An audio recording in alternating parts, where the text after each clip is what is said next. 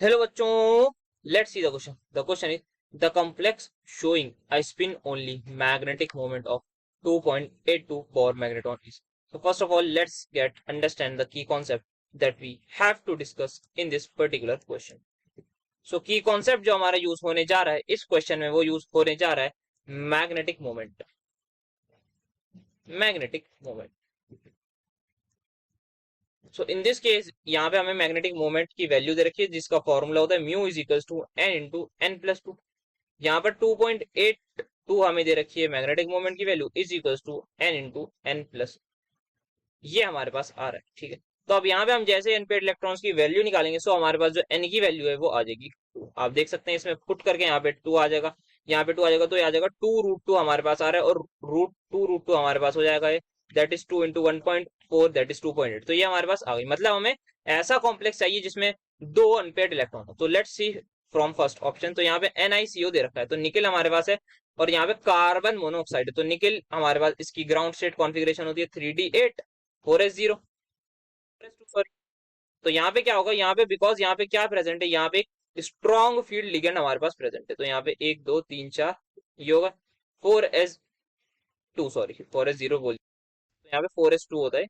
अब यहाँ पे क्या है हमारे पास, ये हमारे पास है एक strong field ligand due to which ये क्या करेगा, पेयरिंग करा देगा. पेयरिंग के साथ साथ ये जो s वाले इलेक्ट्रॉन है ये इधर भेज देगा और यहाँ पे पूरे के पूरे 10 इलेक्ट्रॉन्स पेयर हो जाएंगे और ये बन जाएगा 4s0.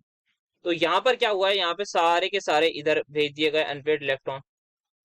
अनपेड नहीं, जो सॉरी पेड भी था वो भी भेज दिया गया, सबको पीछे भेज दिया क्योंकि अब यहाँ पे हाइब्रिडाइजेशन sp3 हो जाती है इसकी. तो यहाँ पे आगे 4p होता है हमारे पास, उसके में हमारे पास ये लोन पे डोनेट कर देता है. तो this is the strong field ligand. तो स्ट्रॉन्ग फील्ड लिगेंड ये भी कर सकते हैं. तो यहाँ पे n की वैल्यू क्या आ गई 2, तो ये हमारा आंसर नहीं होगा बिकॉज n की वैल्यू 0 आ गई सॉरी.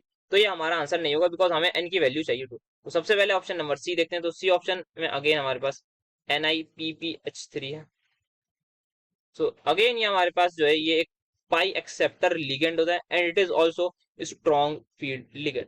सो निकल की अगेन सेम कंडीशन है, सब कुछ सेम है जैसे हमने अभी अभी जस्ट देखा है. 3D8 यहाँ पे 4s2 है. But what exactly is going to happen because it is a strong field ligand. तो यहाँ पर अगेन इलेक्ट्रॉन्स को पीछे की तरफ पुश कर देगा. ये जो दो इलेक्ट्रॉन पहले यहाँ पर प्रेजेंट थे इन माई 4s, ये अब यहाँ से चल के इधर आ जाएंगे तो ये 3D8 हो जाएंगे. अगेन ये ऑर्बिटल खाली हो जाएगा और यहाँ पे हमारे पास बॉन्डिंग हो जाएगी. तो यहाँ पे हम इसके इलेक्ट्रॉन बनाए तो 1 2 3 4 5 6 7 8 9 10 सारे के सारे इधर आ जाएंगे, n की वैल्यू हो जाएगी 0. नेक्स्ट देखते हैं ऑप्शन नंबर डी पहले देख लेते हैं. तो NiCN4 2 नेगेटिव. तो यहाँ पे निकल हमारे पास 2 प्लस है सो Ni2 plus. So Ni2 plus will be 3D8. और क्योंकि यहाँ पे अगेन ये हमारे पास स्ट्रॉन्ग फील्ड लिगेंड है दैट इज साइनाइड. तो ये क्या करेगा, पेयरिंग करा देगा 8 इलेक्ट्रॉन को ये 4 ऑर्बिटल में फिल कर देगा 2 2 के पेयर के साथ. तो ये हो जाएगा हमारे पास. तो अगेन यहाँ पे n की वैल्यू 0 हो जाएगी, हाइब्रिडाइजेशन इसकी D2sp3 हो जाएगी. अब देखते हैं option number B that is my NiCl4 2 minus. तो यहाँ पर भी निकल हमारे पास जो है वो है हमारे पास 2 प्लस.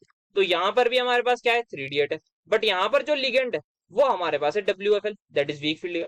तो ये बेचारा पेयरिंग नहीं करा सकता. तो अब हमें इलेक्ट्रॉन जो है सिंपल आओ बाओ प्रिंसिपल के साथ भरने पड़ेंगे,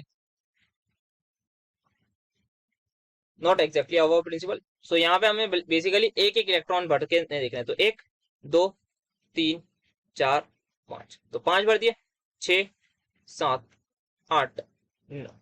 तो यहाँ पर हमने जो है ये सारे के सारे इलेक्ट्रॉन भर दिए हैं दैट इज माई 3D8 होगा.